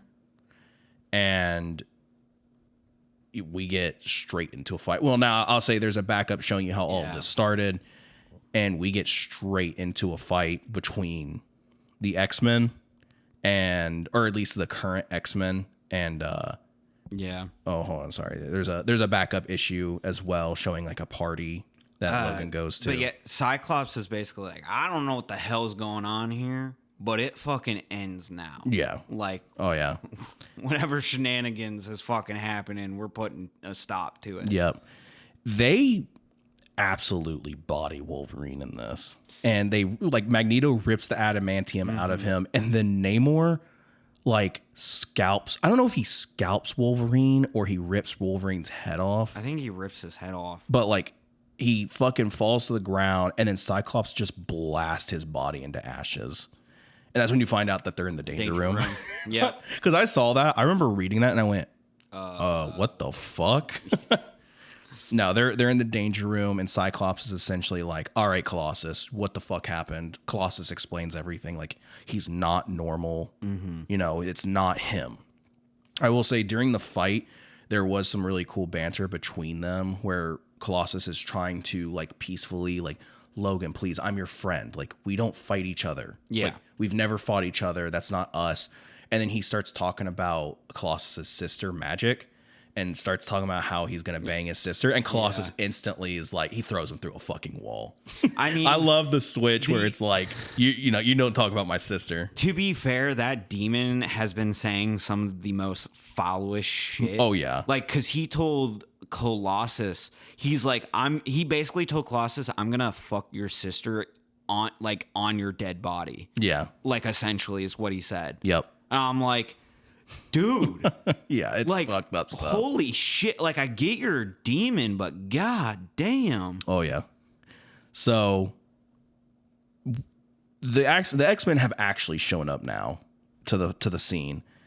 And Wolverine, so that guy's name is Hellstorm, by the way. The Constantine guy. I knew it was something. Yeah, Hellstorm. And Hellstorm is essentially like, I mean, I brought his soul back, but the demons are still in there. It's up to Logan to fight the demons and to repel them. And Cyclops is like, it's kind of what you mentioned earlier. Like, you're telling me the most dangerous mutant on the earth is being possessed by demons, and we're just expecting Logan to just win. And they were like, Scott asked, like, has he killed anyone? And Mystique is just honest and says yes. One person so far. Which I don't know who that is, but I think because they're expecting it to be Yukio. Yeah, they don't realize that she's still alive because the demon was like she's dead. Yeah. And they don't know Silver Samurai's dead. Right. You know, so like they're just like one as far as we know. Right. Emma is talking with Scott, letting him know, like, I don't know if there's any saving him, and you might have to make a hard decision. We do get a glimpse into Logan's kind of like mindscape, where it's like a field of like flowers, and he's butt ass naked. Yeah, and then there's just this like miasma cloud of just demons, and it's like they've essentially burned his mindscape. Yes, like almost to the ground. I wanted just to go on a side tangent here before we get into more of the meat of here that I thought was humorous was the fact that kind of like Spider-Man when he was like Logan has a girlfriend. Oh yeah, Emma tells him like who that's Logan's girlfriend, and Cyclops is like, Logan has a girlfriend? Yeah. And I was like, let's focus on the demon. The task at hand. Yeah, task at hand, yeah. Scott. Task at hand. I love that too. And they're essentially all talking to each other like, okay, well, we're going to have to kill Logan. Like, this is it. And, like, we've practiced this. Yeah. And Melita's like, would all of you fucking, like, stop for just a second? Like, he's your friend. Like, fucking help him. For the love of God. And then the fucking demon Logan's like, yeah, I'm just going to kill all of you now. And I think it's really cool. You don't really get this, but I love that his claws kind of light on fire and heat up. Mm-hmm. That's actually a power that Logan gets later on. Oh, really? Yeah, like I think he got that power like around 2016, 2017. So this comes out like a solid like 7 years before that. Finally gets an upgrade. Yeah. I don't know if he still has that power, but yeah, he had it. It was quite interesting. Kitty, Storm, Rogue, and Jubilee kind of figure out that Cyclops, his plan is to kill Logan. Yeah. And they're like, no. Mainly because Storm has banged Logan, I believe, at least once. At this point, who the fuck has it? Yeah. Like, I don't know if that's actually true, but they've had kind of like a will they, won't they kind of relationship. I know back in the 80s, there was a story that happened where at the very end of the story, Logan fucking, he just lays a fat one on her, just kisses her, and Storm's like, hey, I'm not going to complain. And then Rogue is kind of like a big brother to him, mm-hmm. and same with Jubilee, where they're kind of actually Jubilee, Kitty, and Rogue are all kind of like little sister type characters to him. So what I'm hearing is it's easier to count how many women Logan has not been with than it is. Correct. Okay. Correct. Yes. Okay. He's been with a lot of characters. That little slut. Yeah, for that naughty Canadian. Yep. So Wolverine dispatches the Ghost Riders and Hellstorm very quick. Yep. And Cyclops, you can tell he's being hesitant because, and I really like this. I've always liked the relationship of Cyclops and Logan because you can tell that they respect each other a lot. They have a lot of respect for each other, and you can tell that they do care about each other, but it's really hard for them to express that. And because of their personalities and the way they want to handle things, they come at odds with each other. And it shows that it looks on the outset that they don't like each other. To me as an outsider, I get, this is kind of being very like casual about it, but it's like they're kind of like the frenemies. Yeah, that's essentially what they are. They are very good friends, but they butt heads all the time. Right. Mm-hmm. But at the end of the day, they're on the same team. It's kind of like that mentality of like when you are siblings with someone, and it's like I can bully my younger sibling, but the moment someone outside of the family does it, I'm gonna fuck them up. Yeah, that's 100% what it's like. Basically. And I'll say I do think Cyclops has a lot of respect for Logan as well because of how much Logan loved Jean. Yeah. And Cyclops, obviously, that's his wife. Like, you know, at least not right now, but, you know, he loved Jean, especially, like, and after she died, like, Logan was hurt by it. But he always knew that Logan would protect Jean as much as possible. So I think that's why Scott cares about Logan. Is just because of that, because he knows that Logan would never let something happen to her. Yeah. And then, you know, as long as it's within his power. Yeah. If he can afford to also, because like in this situation, you know, it's like, well, innocence and stuff could be in danger. And it's kind of like you said, he was hesitant, but now he's got to pull the trigger. And he does. And at least this issue ends with like Magneto being like, we'll make it quick. Yeah. Yeah. And Magneto does say, like, I have no pleasure in doing this to you. Like, because at this point, Magneto is an X-Men. Obviously, he has been an X-Men at multiple points in his life. On and off. On and off, yeah. He's been all kinds of things. But he, you know, we open up with Wolverine kind of running through a large cemetery. And I think he calls it the graveyard of his regrets. Yeah. And we get this really cool, like, there's only one place in my mindscape that hasn't fallen and is strong enough for me to hold out in. And it's this huge, like, feudal Japanese castle. Yeah. Fucking badass. And he's like, this is where I'll make my stand. Yeah, it's cool. And he puts on the samurai armor. Again, I love the idea of, like, Wolverine being the samurai. Of course, I have my Sideshow Collectibles quarter scale statue. I love it. It is so fucking badass. I'm looking at it right now. It is so cool. I love Wolverine. And then also, I thought what was really cool is that it's not just him that makes the final stand. It's all versions of himself through the lives that he has lived. Right, because he is a man. Weapon X. You have like Patches or Patch. Yeah, obviously, I don't know all the references to this other than like the Weapon X version. So like, Weapon X, Patch, which is the persona he took on once the X-Men were presumed dead and like they had to scatter to the wind. You have his really shitty 90s outfit where he had the bandana, like, do-rag thing, where he got the adamantium ripped out of his body. There's so many cool fucking references in here that I agree. They're just so cool. And they all just start going to town. Yeah. The fighting off the demons. You're seeing all of them, and they're different. And there is one that I don't know if is necessarily like a canonical like version of himself, but there's a Wolverine that's wrapped in barbed wire. The Berserker. Yeah. It is because a big part of Wolverine is his Berserker rage. Right. Which is a side effect of his brainwashing. The brainwashing, the Weapon X program. Because Cyclops does make a mention about his Berserker rage. Yeah, Cyclops gives a monologue at the beginning of this issue, or at the beginning of the last issue, saying, like, in this line of work, we all have our moments of like not being mentally sane or mentally clear. He just happens to have his more than and he says the Berserker rage is like a stuff of legend. Yes. So, but yeah,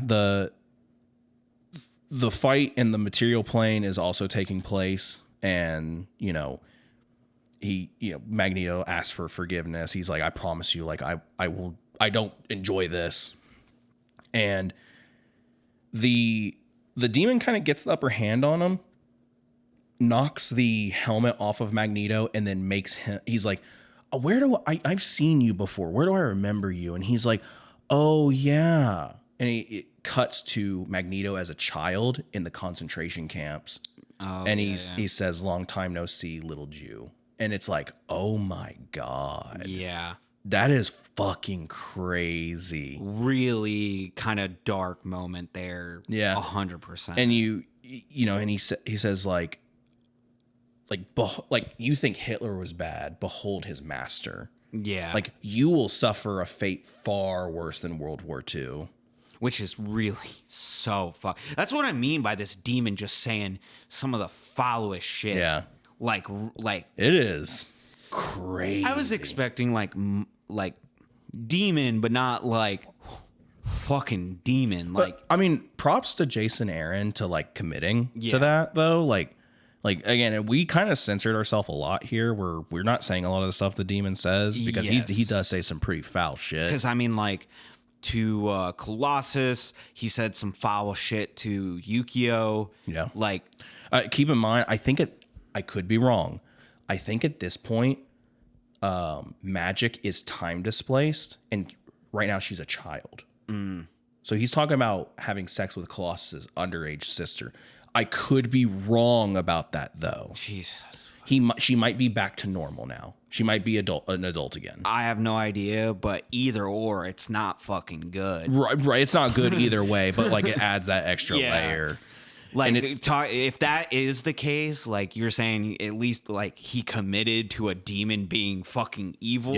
Yeah. That's some fucking commitment right there. So I do like this reference that the demon says to Magneto because I do believe the Genosha massacre has not happened yet. At least the second one. I could be wrong, but I don't believe it's happened yet. They did it in the X-Men 97 TV show, the episode where Gambit does die. Spoiler alerts. If you haven't watched the show yet, it's been out for a few months now. You should probably watch it. It's really good. But they took that storyline and put it into X-Men 97. I don't believe that's happened in the comics yet. Oh, okay. So I think that's what the demon is alluding to. Oh, is that? I believe that's it. Possible. So I'm not sure. I could be completely off base with that. Yeah. But either way, the demon takes Magneto out. And so Namor is like, I gotta deal with this. He fucking flies him into the ocean. Yep.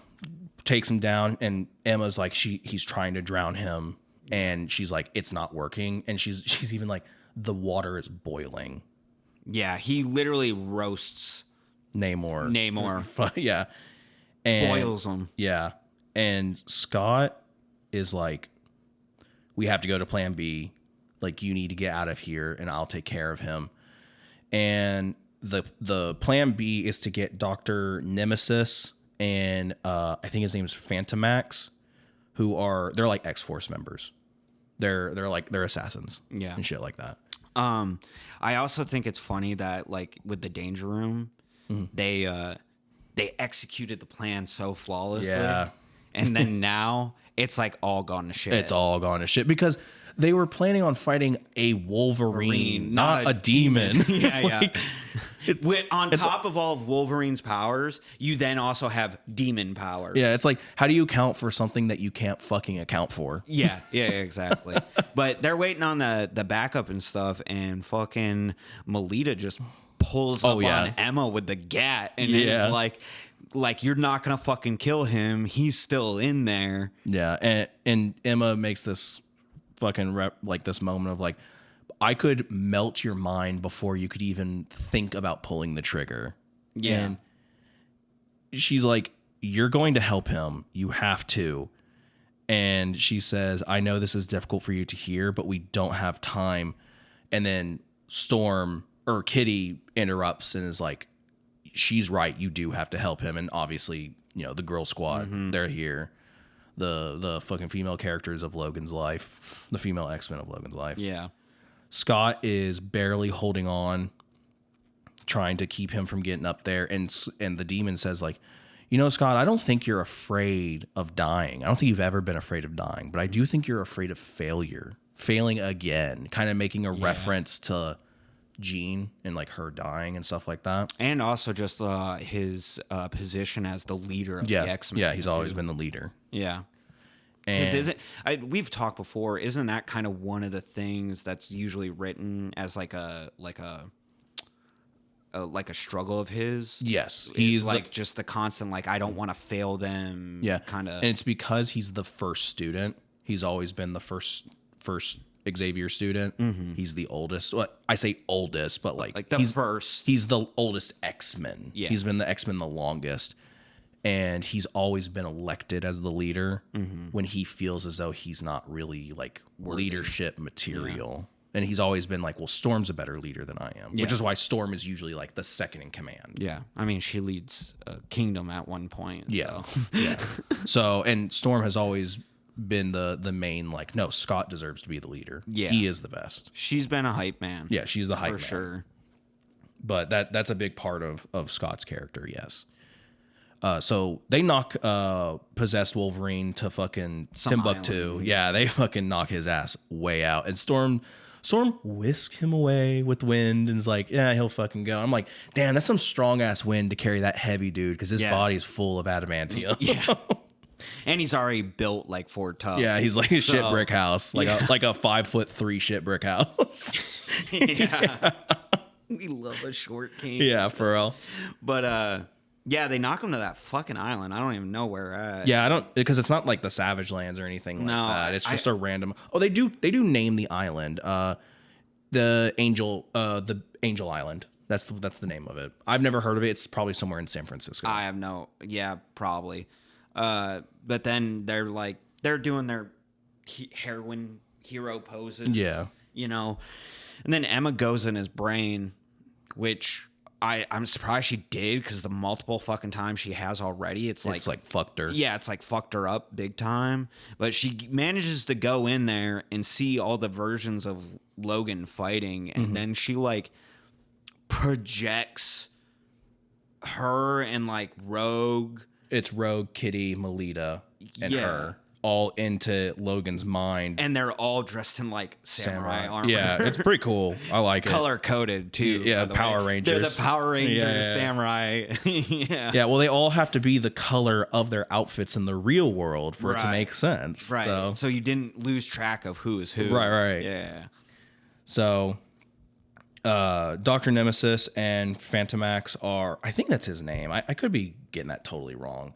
But they're on their way to Angel Island. Storm is holding possessed Logan at bay. Scott is also en route to Logan right now. And the girls essentially are like, you're not going to do this alone. Like, we're going to help you. We're going to save you. Yeah.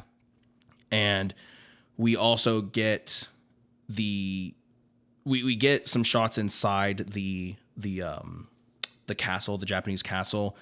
And there is a shadowed individual who's talking, and he's like, you know, if we don't hurry, this whole place will cease to exist. And he says, like, unless something is done. Yeah. And he says the one thing, or there's one more door, and it's the one thing he's buried the deepest, and he hopes that would hope that would never be opened again. And he says, I'm sorry, Logan, but this is for your own good. And it's revealed that it's Nightcrawler. And he says, like, this is the only way to save you from hell. And he's like, mein Freund, or whatever. You know, the German way of saying my friend. And he says, we've got to burn the demons out. And you see the symbol of the Phoenix Force. Yeah. Or the Phoenix. Even I caught that. Yeah. I was like, damn. I was like, that's sick. fucking cool. Yeah. And he said, but I don't know if I missed it later, but I got confused as to why Kurt was there. But I was okay with it because I fucking love Nightcrawler. That's my favorite X-Men. So I'm like, anytime I can see him, I'm like, cool beans. Like, that's great. Yeah. Yeah, no, I guess hopefully it makes more sense now that I told him, like, told you, like, Nightcrawler's dead at this point. Yes. So it does make more sense in that regard. Because I was like, he wasn't on the island, you know, like he wasn't with the girl squad. Like hopefully there's a backstory in here or a backup story that's like, oh, okay, Kurt was like in like fucking New England with Excalibur, and they did something. So the goon squad, they show up, the Dr. Nemesis and Phantomax. A lot of white, yeah.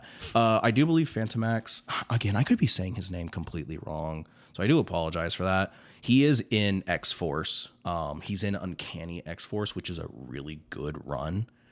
That was in like the 2010s. We'll read that eventually because I think you'll really like that. That's the first X-Force team up with Wolverine and Deadpool on the same team. Oh, okay. Yeah.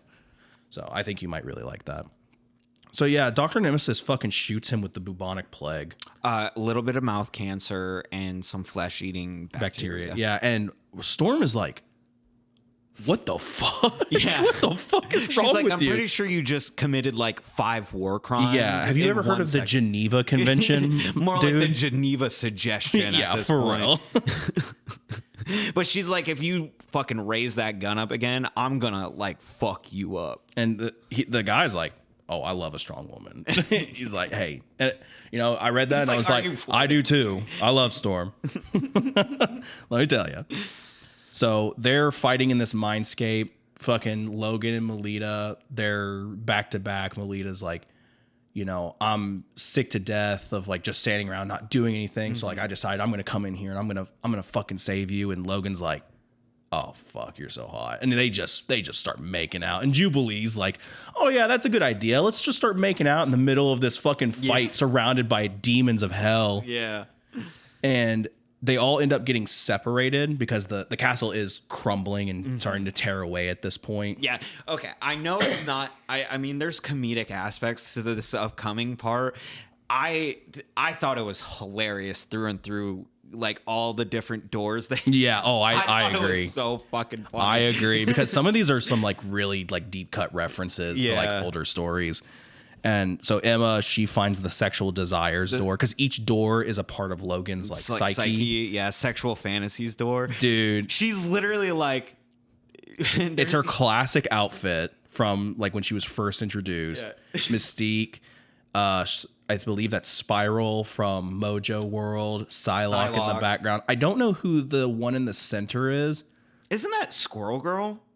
I think that is Squirrel. It is like Squirrel Girl. Yeah, she has the tail. Yeah, that is Squirrel Girl. That's hilarious. And I also love the fact that she sees the door. She stops mid-sentence about telling everyone to be careful. Yeah. She looks at the door and she's like, I'm going to regret this. And just opens it anyway. And she says, where are those demons? Because I need them to come here and kill me now. Yeah.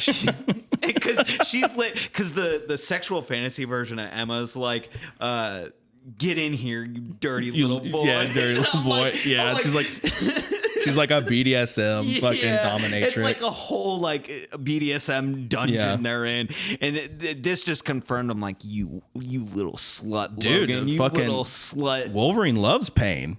Here's the thing though, like Wolverine can barely feel it because of his regeneration. Why? Why is he into it? Does he just like getting hit? Like that's his thing?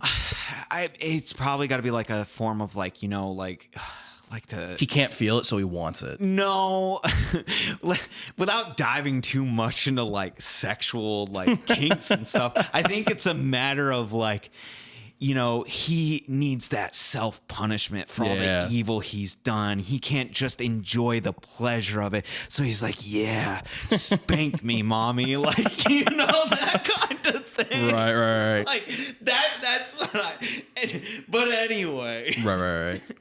So we go to Hopes and Dreams, which is where Melita is. Which this is kind of fucked. It is fucked, but I'm glad they don't harp on it too much in this.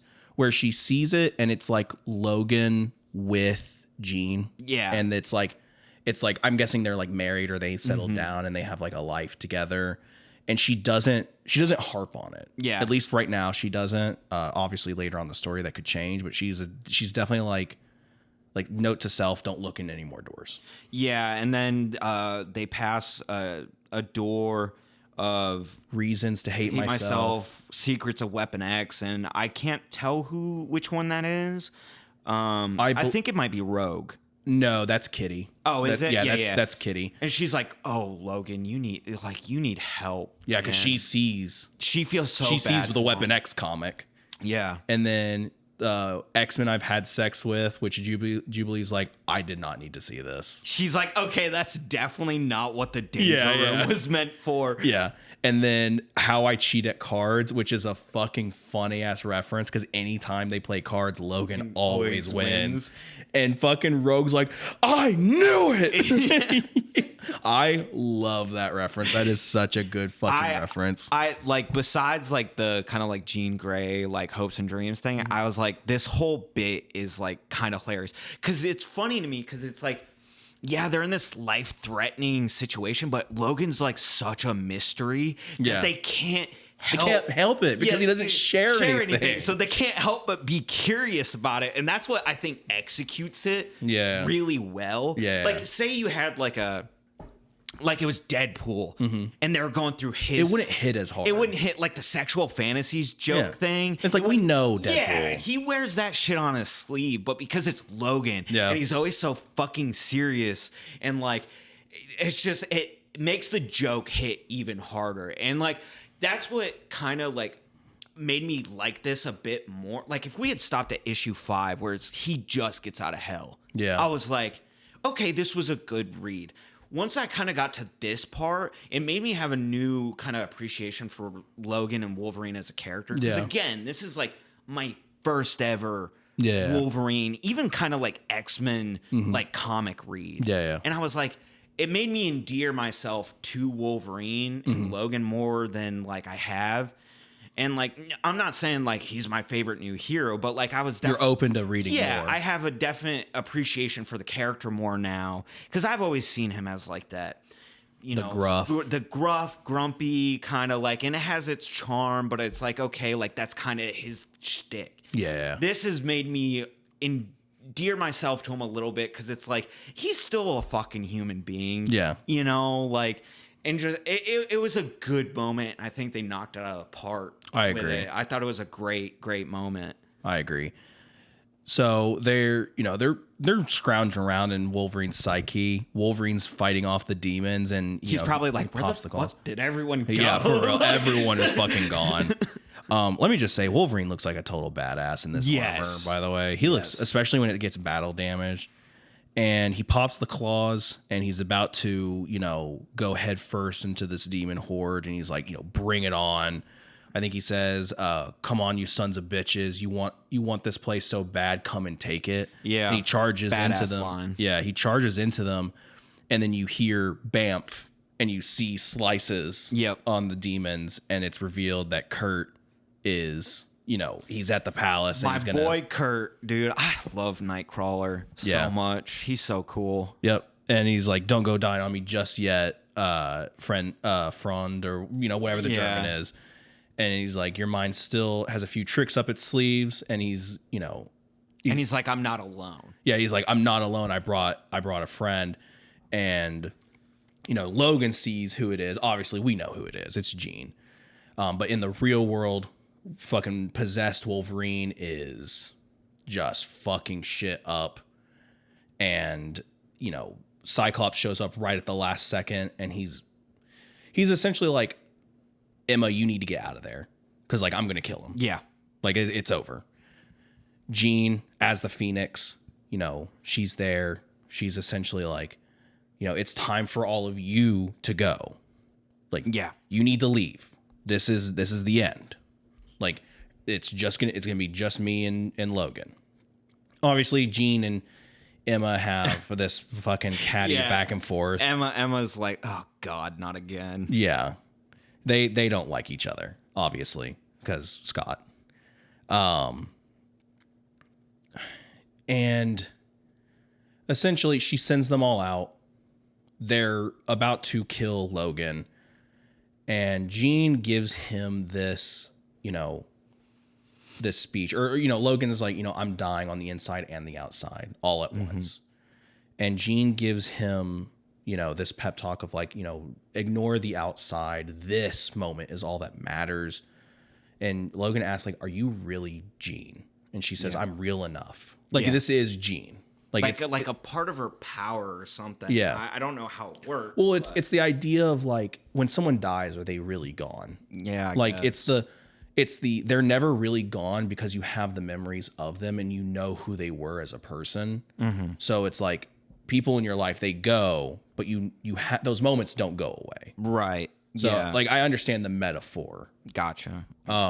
It gives him that little internal, like, his own power, like, boost of like, I still can fight off these demons. Yeah. It gives him that kind of. And she does say, like, I'm the part of Jean that like you've always held on to. Like the part that you've held on to for years.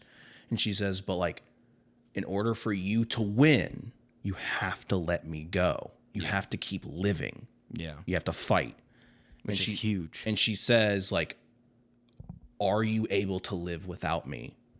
And he says, like, yes, I can. Yeah.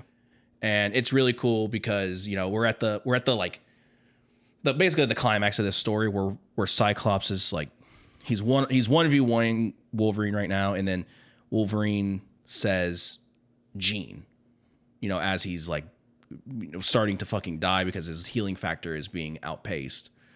And that causes Cyclops to pause. And he's like, he's still in there. Like, that's still Logan. Yeah. He said Gene. And, you know, Gene activates the Phoenix Force and burns the demons away in Logan's psyche.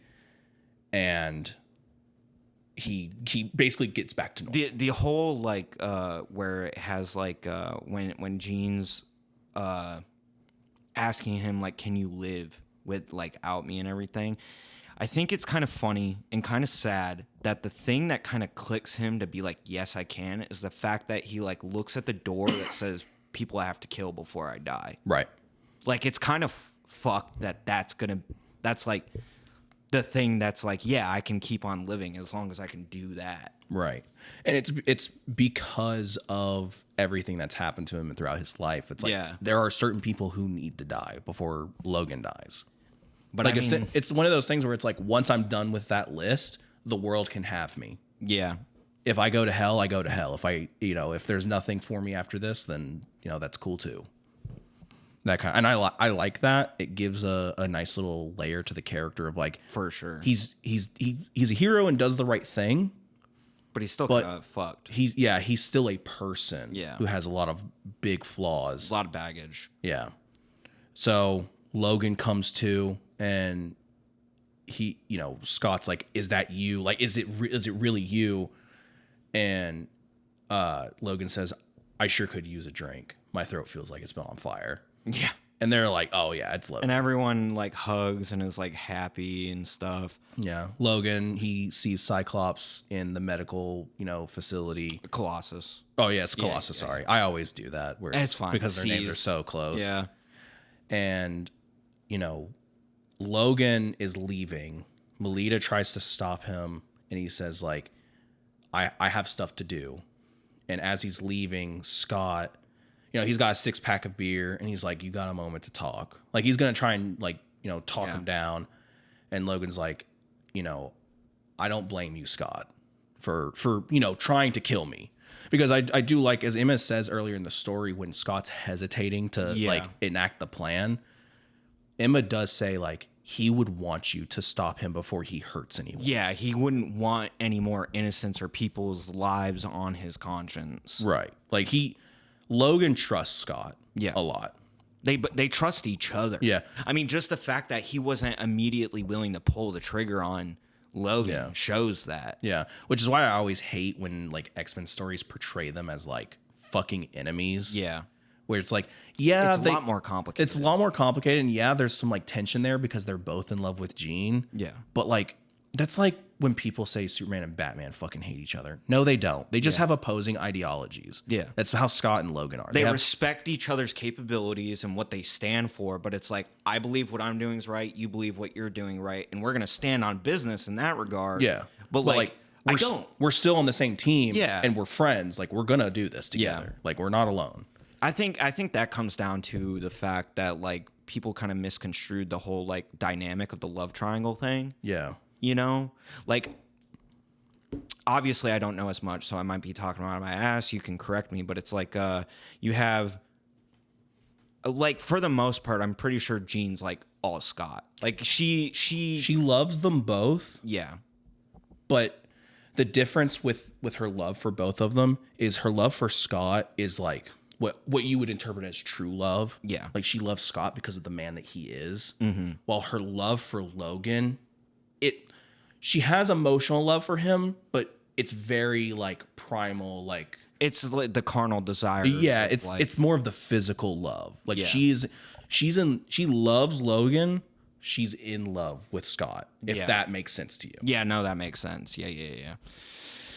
Which I guess is kind of like why I think, I mean, again, correct me, but, like, Logan has kind of that complicated view of Jean, probably because he probably understands that it's only a physical love from her. Now he is actually in love. Yeah. Right. And that's where the dynamic comes in of like why it's probably super difficult for him and stuff like that. Yeah. But no, I like that Scott wants to have this conversation, and Logan is essentially like, look, what I'm like, I don't blame you for like wanting to kill me, because I would have done it as well. And Scott's like, that's not what I'm here to talk about.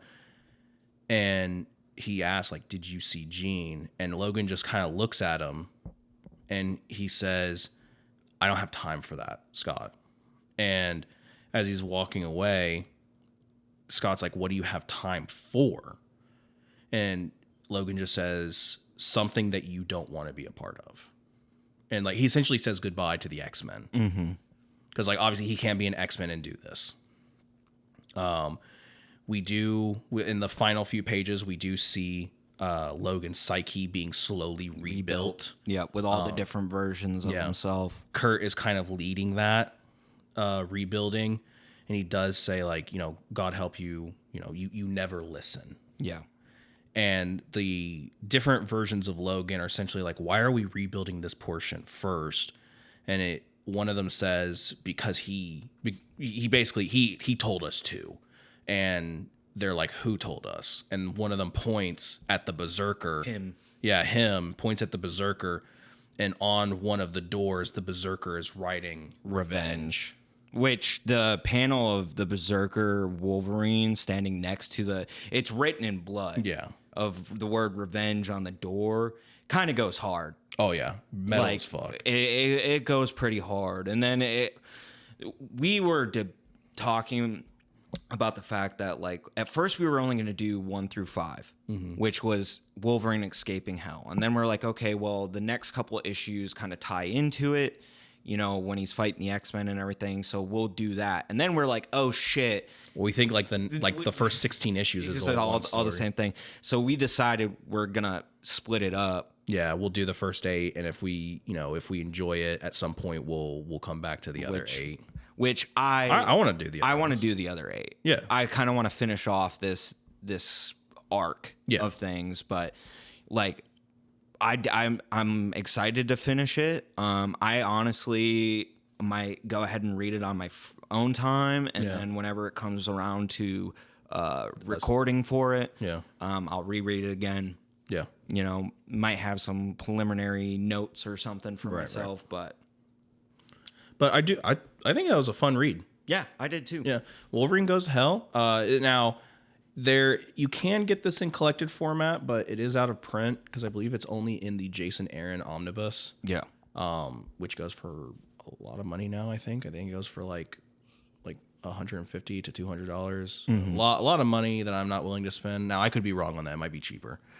But you can read it on the Marvel United app, which has been a godsend for us this week. Yeah. Being able reading both Deadpool and Wolverine. Yeah, and being able to get a story out. Or a couple stories out. And yeah, I think it's a fun read. If you're interested in Jason Aaron's writing style, I can't say it's bad. Yeah. I kind of agree with you when you said it was like an above average story. Yeah. I would say that. That doesn't make the story bad. Read it. I think it's fun. If you're new to X-Men and you've never experienced anything X-Men, I don't think it's a good jumping on point. But I don't know. Just if you're new to X-Men, I wouldn't. I would start somewhere else. I would maybe start with like Weapon X or Wolverine Origins, just because those are more prominent jumping on points for the character. Right. And then you can kind of, once you know the character's backstory, you can kind of jump into a couple of different stuff. Well, like I said earlier, from my perspective as someone who hasn't read any X-Men comics, again, you've absorbed some. I've absorbed some media.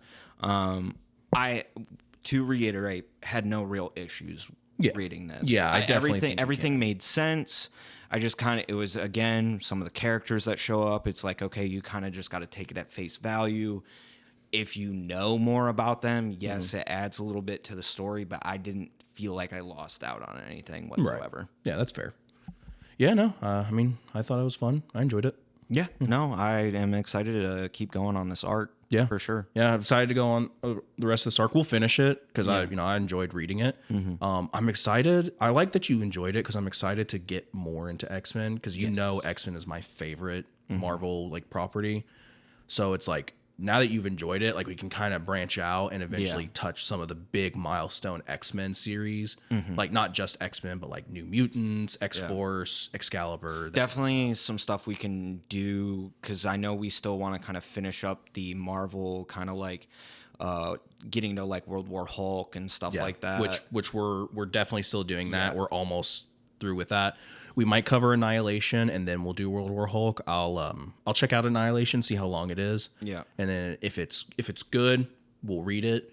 Because that kind of takes place at the same time as Civil War. And then once we decide that, our Marvel thing after that would be World War Hulk. And then once we're done with that, we can kind of do whatever. I think we could probably maybe do a little X-Men kind of thing. But we definitely got to get some Spider-Man in there. Yeah. We've yet to do just a solo Spider-Man story.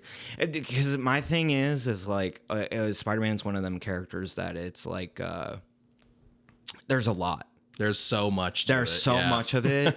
And like jumping into the middle of like his run somewhere, there's definitely a lot of context and stuff that has been missed. Yeah. Like when I first read it, like there's been several issues that have come out since I've read the entire run of what they had up to date at that time. It's been a couple years. I literally started from like his very first issue and read like 700 something issues of Spider-Man. And if I had not started from the beginning, there was going to be shit that I would have been super lost on if I had just jumped in somewhere. Right. Yeah, no. We'll discuss it. We'll figure it out. We'll see what we're going to cover. I had fun. I had fun with this episode. I'm excited to see what we're gonna do next. I don't know what we're gonna do next. We'll figure it out. So. If we do X-Men stuff at some point, I definitely, because like I said in this, Nightcrawler is one of my favorites. So I would love to do something Nightcrawler. We will. I think I'll have to do some research, look into some different stuff because the Nightcrawler stuff that I'm familiar with is the Excalibur stuff, which is from the 90s. It's from 80s and stuff, but it's also from the 90s, and that's like it's X-Men, but it's not. It's like UK X-Men, but the leader is like Captain Britain. Yeah. So it's complicated. I'm down as long as I can get some Nightcrawler in there. Yeah, we'll see what we can do. So, but I think that's it for us today. Yeah. All right.